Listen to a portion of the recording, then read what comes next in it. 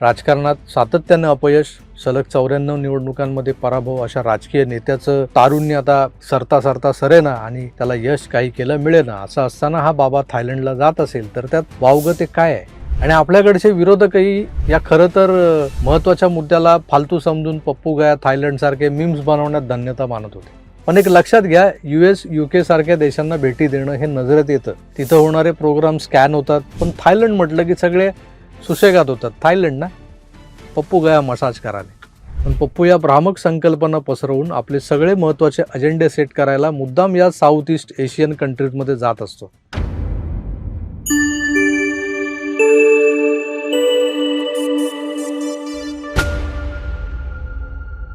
राहुल गांधी हे एक असं व्यक्तिमत्व आहे की ज्यांच्याकडे भारतासारख्या खंडप्राय देशातल्या संसदेतल्या विरोधी पक्षनेत्याची जबाबदारी आहे. एका बाजूला या देशातले सारेच लिबरल विचारवंत सातत्यानं मोदींच्या नेतृत्वातल्या NDA सरकारला हुकुमशहा, तानाशहा असं लेबल लावत फिरत असतात. तसं असताना या देशात फक्त सत्ताधारी आघाडी स्ट्रॉंग दिसते असं वाटत असताना विरोधी पक्षनेता म्हणून राहुल गांधी या तरुण नेत्याची जबाबदारी प्रचंड वाढलेली असते. पण हा माणूस सातत्यानं आपल्या या जबाबदारीपासून पळ काढत असतो. त्याला भारतातलं वातावरण फारसं मानवत नाही. तो दर 2 महिन्यांनी परदेशात पळ काढत असतो आणि 20-20 दिवस, 25-25 दिवस देशाबाहेर राहून या देशातल्या विरोधकांचं नेतृत्व करत असतो. आता हा परदेशात राहून आपल्या देशातल्या विरोधी पक्षाचं नेतृत्व कसं करत असतो हा संशोधनाचा विषय आहे. तरीही राहुल गांधी सातत्याने परदेशात जातात.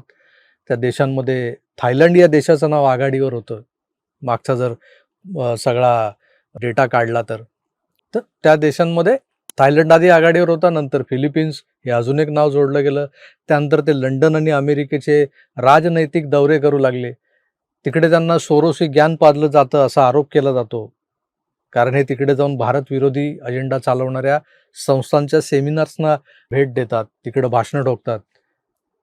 सोरोसचा जो काही फंड आहे तो भारतात कुठल्या कुठल्या आंदोलनांना पुरवायचा याची आखणी करतात.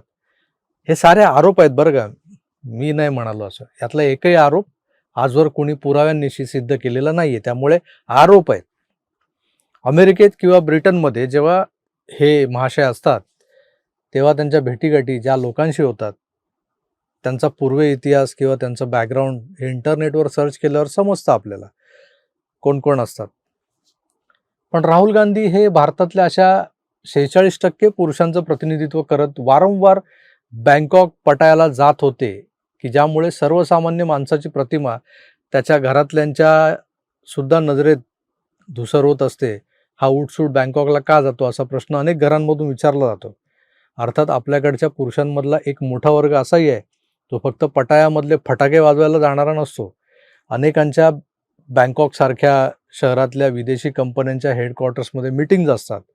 इथल्या मॉल्समध्ये खरेदी हे सुद्धा एक कारण आहे थायलंडला व्हिजिट देण्याचं. थायलंडच्या उत्तरेला काही चांगली ठिकाणं आहेत. फुकेत, क्राबी अशी बेटं आहेत जी फॅमिली पिकनिकसाठी जगातली जी काही निवडक प्रेक्षणीय स्थळं आहेत त्यातली नंबर 1, 2, 3 अशा याच्या रँकमध्ये येतात. पण आपल्याला बँकॉक म्हटलं की फक्त फटाके आठवतात, पटाया आठवतं. पटायामध्ये किंवा तत्सम शहरांमध्ये वेगवेगळे मसाज स्पा आहेत, पार्लर्स आहेत जे प्रसिद्ध आहेत. म्हणजे अगदी थाई मसाज ते चायनीज मसाज, अनेक जण त्या ऑथेंटिक मसाजसाठी आणि रिलॅक्सेशनसाठी म्हणजे हे एक कारण असतं, या कारणासाठी तिकडे जात असतात. राहुल गांधीही अशाच एका मेडिटेशन सेंटरमध्ये नियमित जात असावे असा माझा कयास आहे, कारण त्यांचं अनेकदा लॉन्चिंग करूनही ते फेल ठरलेत. मी पॉलिटिकल लॉन्चिंगबद्दल बोलतोय बरं का. रॉकेट कसं लॉन्च होतं ते काय आपल्याला माहीत नाही. राजकारणात सातत्याने अपयश, सलग 94 निवडणुकांमध्ये पराभव अशा राजकीय नेत्याचं तारुण्य आता सरता सरता सरेना आणि त्याला यश काही केलं मिळेना. असं असताना हा बाबा थायलंडला जात असेल तर त्यात वावगं ते काय आहे? आणि आपल्याकडचे विरोधकही या खरं तर महत्त्वाच्या मुद्द्याला फालतू समजून पप्पू गया थायलंडसारखे मीम्स बनवण्यात धन्यता मानत होते. पण एक लक्षात घ्या, US, UK सारख्या देशांना भेटी देणं हे नजरेत येतं. तिथं होणारे प्रोग्राम स्कॅन होतात, पण थायलंड म्हटलं की सगळे सुशेगात होतात. थायलंड ना, पप्पू गया मसाज कराने. पण पप्पू या भ्रामक संकल्पना पसरवून आपले सगळे महत्वाचे अजेंडे सेट करायला मुद्दाम या साऊथ ईस्ट एशियन कंट्रीजमध्ये जात असतो. 6-8 महिन्यांआधी हा बाबा फिलिपिन्स, सिंगापूर करत करत मलेशियाला पोहोचला. तिथं तो आपला तो झाडफूकवाला बाबा जाकीर नाईक तो आहेच बसलेला, त्यालाही भेटला. सोरोसच्या टीमने बुक केलेल्या हॉटेलमध्ये एका फिलिपिनो तरुणीसह आपला पप्पू तिथं 1 दिवसाचं ट्रेनिंग घेऊन आला.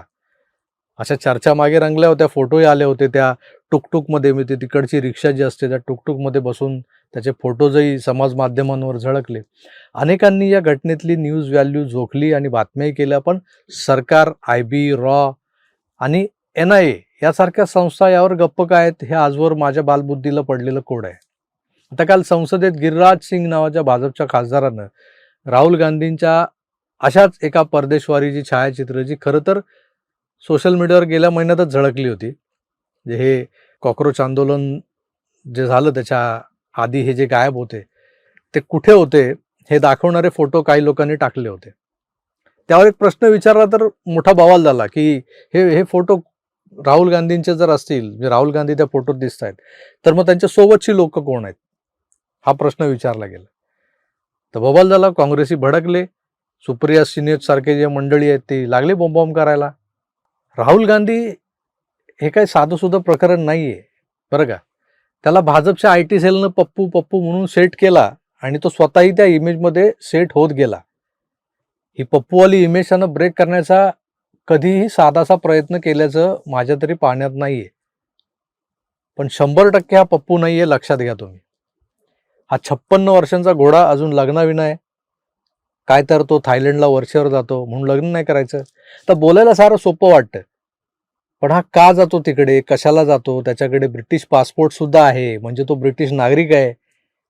या दुहेरी नागरिकत्वावर कोण बोलणार. वर भारतात दत्तात्रय गोत्री ब्राह्मण असल्याचं सांगतो, बनियांच्या वरून जानवं घालतो, ही सगळी थेरं चालतात त्याची इथं. त्याचं दुहेरी नागरिकत्व, त्याच्या सोकॉल्ड परदेशी वाऱ्यांमध्ये दिसणाऱ्या बायका आणि आता त्या बायकांसोबत दिसणारी पोरं, अरे यावरच आपण चर्चा करणार नाही का. राहुल गांधी हा सोरोस आणि डीप स्टेटनं भारतात पेरलेला टाइम बॉम्ब आहे, हे कुणाच्या लक्षात काय येत नाहीये. आता हा जो फोटो जो सर्वत्र झळकतोय, त्याचबरोबर हा एक व्हिडिओही आहे पोराबाळात रमलेला पप्पू. त्यावरून काही लोकांना काय आनंद झालाय, जणू काही अलिबाबाच्या गुहेचा पत्ता सापडला. कुठे अलिबाबाची गुहा, आता फक्त त्या गुहेच्या दाराशी जायचा अवकाश आणि खुल जा सिमसिम म्हणायचा अवकाश, की दे दणादन पैसाच पैसा. तसं इथं दे दणादन राजकारणच राजकारण सुरू झाले. या फोटोतल्या पोराचा चेहरा नीट निरखून बघा, रॉबर्ट वड्रासारखा दिसतोय का नाही जरासा.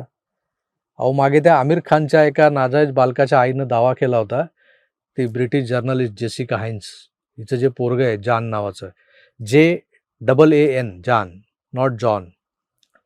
तर या जॉनकडे पाहिलं तर चटकन कळतं की हे आमिर खानचंच काम आहे. राहुल गांधी आणि रॉकेट लॉन्चिंग हा जरा गहन आणि अनाकलनीय विषय आहे, त्यामुळे फोटोतलं लॉन्चिंग याच लॉन्च पॅडवरून झालेलं असावं का की नसावं याबाबत देखील शंका आहे.